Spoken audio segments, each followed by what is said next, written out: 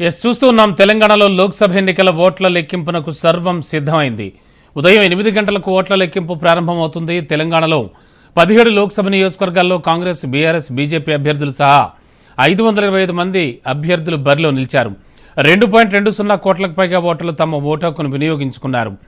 ఇక కరీంనగర్ వెళ్దాం. అక్కడి నుంచి మా కరెస్పాండెంట్ గోపాలకృష్ణ మరింత అదనపు సమాచారం అందించడానికి సిద్ధంగా ఉన్నారు. గోపాలకృష్ణ, ప్రస్తుతానికి సిచ్యువేషన్ ఏంటి? అలాగే జిల్లా వ్యాప్తంగా కూడా ఎటువంటి భద్రతా ఏర్పాట్లు చేశారు? 8 గంటలకి పోస్టల్ బ్యాలెట్ ప్రక్రియ ప్రారంభమవుతుందా? ఉదయం 8 గంటలకి పోస్టల్ బ్యాలెట్ సంబంధించిన లెక్కింపు జరుగుతుంది. ప్రస్తుతానికి నేను కౌంటింగ్ కేంద్రం దగ్గర ఉన్నాను. కరీంనగర్లోని కౌంటింగ్ కేంద్రం దగ్గర పొలిటికల్కి సంబంధించినటువంటి రాజకీయ పార్టీల ఏజెంట్లు కావచ్చు, అటు పోలీస్ సిబ్బంది కావచ్చు, వీళ్ళందరినీ కూడా లోపలికి పంపుతున్నటువంటి పరిస్థితులు మనం చూడొచ్చు. కాంగ్రెస్ అభ్యర్థి కరీంనగర్ పార్లమెంటు పోటీ చేసినటువంటి కాంగ్రెస్ అభ్యర్థి కూడా కౌంటింగ్ సెంటర్లోకి వెళ్తున్నారు. మరికొద్దిసేపట్లో బీజేపీ అభ్యర్థి బండి సంజయ్ కూడా ఇక్కడ చేరుకోబోతున్నారని చెప్పుకోవచ్చు. అంటే దాదాపు బండి సంజయ్ కానీ, ఇటు కాంగ్రెస్ అభ్యర్థి కానీ, బీజేపీ అభ్యర్థి కావచ్చు, కాంగ్రెస్ అభ్యర్థి కావచ్చు, మొత్తం కౌంటింగ్ అయిపోయే వరకు కూడా ఇక్కడే ఉండాలని ఈరోజు నిర్ణయించుకున్నారు. సో కౌంటింగ్ కేంద్రంలోనే వాళ్ళు ఉండేటువంటి అవకాశం ఉంది.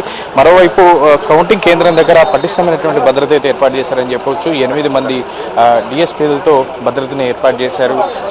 ఏసీపీలు, అలాగే కమిషనరేట్ ప్రాంతాల్లో అయితే ఏసీపీలు, అలాగే పెద్దపల్లి, మంతని, అలాగే మంచిర్యాల ప్రాంతాల్లో కూడా ఏసీపీలను ఏర్పాటు చేసుకున్నారు. సో దాంతో పాటుగా 39 మంది ఎస్ఐలను, ఇలా దిగువ స్థాయి సిబ్బంది వరకు దాదాపు 500 మందికి పైగా ఒక్కొక్క కౌంటింగ్ దగ్గర భద్రత నిర్వహిస్తున్నారని చెప్పుకోవచ్చు.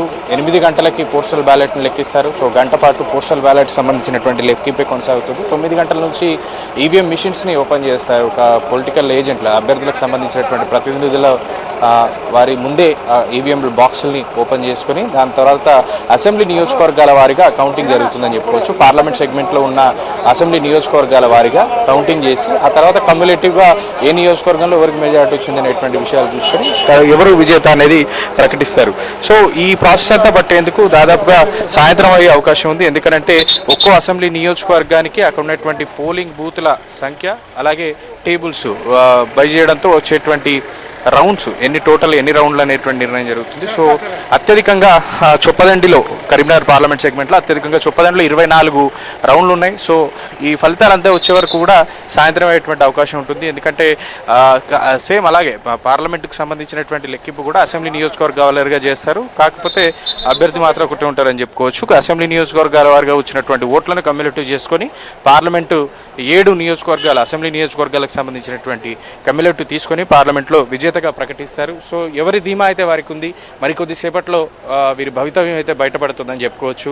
ఇప్పటికే బీజేపీ ముందస్తు సంబరాలు, బీజేపీ కార్యాలయం ముందు ఇప్పటికే ముందస్తు సంబరాలు, ఫ్లెక్సీలు కూడా ఏర్పాటు చేసుకున్నటువంటి పరిస్థితి. అంత కాన్ఫిడెంట్గా ఉన్నారు. సో కాంగ్రెస్ కూడా అదే కాన్ఫిడెన్స్తో ఉంటుందని చెప్పుకోవచ్చు. ఇప్పుడు ఇరు పార్టీలకు సంబంధించినటువంటి అభ్యర్థులు కౌంటింగ్ సెంటర్కి వస్తున్నారు. కొద్దిసేపట్లో బండి సంజయ్ రాబోతున్నారు. ఇప్పుడు ఆల్రెడీ వెల్చాల రాజేంద్రరావు వచ్చేశారు. సో బీఆర్ఎస్ పార్టీకి సంబంధించినటువంటి అభ్యర్థి తరపు ఏజెంట్లు కూడా ఇక్కడికి చేరుకున్నారు. సో ఏమో జరుగుతుంది అనేటువంటి విషయాలు మాత్రం 11-12 గంటల వరకు డెఫినెట్గా ఒక ట్రెండ్స్ అయితే కనబడేటువంటి అవకాశం ఉంటుంది. పబ్లిక్ ఎటువైపు మొగ్గారు, ఎటువైపు ఓట్లేశారు అనేటువంటి విషయాలు అయితే తెలిసే అవకాశాలు అయితే ఉంటాయని చెప్పుకోవచ్చు. ఇక కరీంనగర్తో పాటుగా అంతే ఉత్కంఠగా ఎదురు చూస్తున్నటువంటి ప్రాంతం నిజామాబాద్ జిల్లాలో నిజామాబాద్ పార్లమెంట్ సెగ్మెంట్లో ఇటు అరవింద్ కానీ, అటు జీవన్ రెడ్డి కానీ తప్పగా ఫైట్ చేశారనేటువంటి ఒక వాదన వినబడింది. సో ఎగ్జిట్ పోల్స్ కూడా అట్లనే కనిపించాయి. సో ఎవరు గెలుస్తారు, ఎవరు ఓడతారనేటువంటి ఒక ఉత్కంఠ అయితే అక్కడ కనబడుతూ వస్తుంది. ఇటు ఆదిలాబాద్ పార్లమెంట్ సెగ్మెంట్లో చూస్తే ఆదిలాబాద్ పార్లమెంట్లో చాలా టఫ్ ఫైట్ జరిగింది. కాంగ్రెస్ బీజేపీ మధ్య జరిగిందనేటువంటి ఒక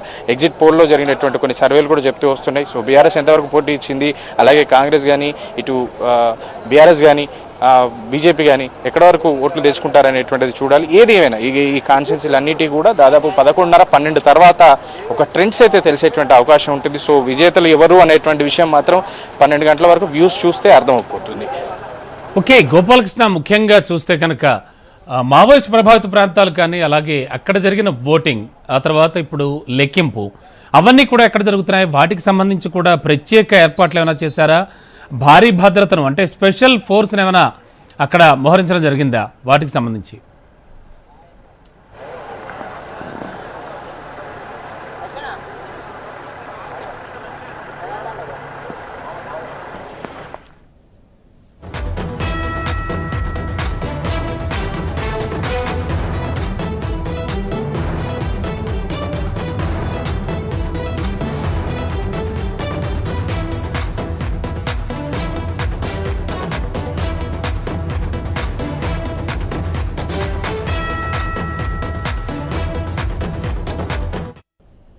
బ్రేకింగ్ లో చూస్తున్నాం. తెలంగాణలో లోక్సభ ఎన్నికల ఓట్ల లెక్కింపునకంతా సిద్ధమైంది. ఉదయం 8 గంటలకు ఓట్ల లెక్కింపు ప్రారంభం అవుతుంది. తెలంగాణలో 17 లోక్సభ నియోజకవర్గాల్లో కాంగ్రెస్, బీఆర్ఎస్, బీజేపీ అభ్యర్థులు సహా 525 మంది అభ్యర్థులు బరిలో నిలిచారు. 2.20 కోట్లకు పైగా ఓటర్లు తమ ఓటు హక్కును వినియోగించుకున్నారు. 120 హాళ్లలో 1855 టేబుళ్లపై ఈ ఓట్లన్నీ కూడా లెక్కిస్తారు. 2.18 లక్షల పోస్టుల బ్యాలెట్ ఓట్లను 19 హాళ్లలో 276 టేబుళ్లపై లెక్కిస్తారు. ఇక ఒక్కో అసెంబ్లీ నియోజకవర్గానికి ఒక్క హాలు ఏర్పాటు చేయగా మహేశ్వరంలో 2 హాళ్లు సిద్ధం చేశారు. అలాగే ప్రతి లోక్సభ నియోజకవర్గానికి ఒక టేబుల్ ఏర్పాటు చేయగా చేవెళ్ల, మల్కాజ్గిరిలో 2 టేబుల్ సిద్ధం చేశారు. ఇక 10,000 మంది సిబ్బంది ఓట్ల లెక్కింపు ప్రక్రియలో పాల్గొంటారు. కౌంటింగ్ కేంద్రాల దగ్గర 3 అంచెల భద్రత, సీసీ కెమెరాల నిఘాతో పాటు 144 సెక్షన్ విధించారు.